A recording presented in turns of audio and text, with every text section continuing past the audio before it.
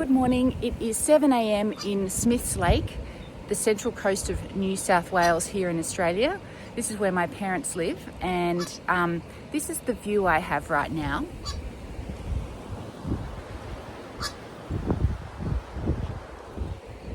Anyway, down to business. So late December I got results for my last scan, and the way they were speaking, the oncologists, I was quite scared about it.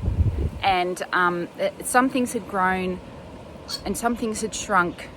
There were nodules, something flared up. So that was mildly terrifying, but I decided to be proactive, and I called the Sydney Low Carb Clinic, which I'd been recommended to call by Dr Matthew Phillips in January. I was communicating with him.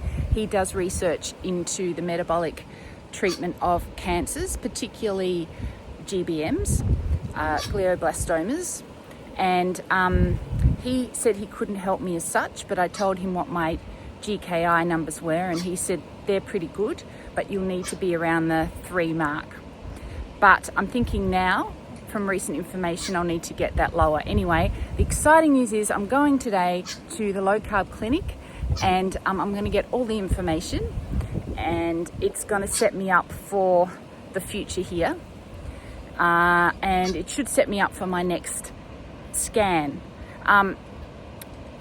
I got my previous scan done just after we returned from overseas, and I don't know, I'm just clutching at straws, but wasn't the healthiest trip.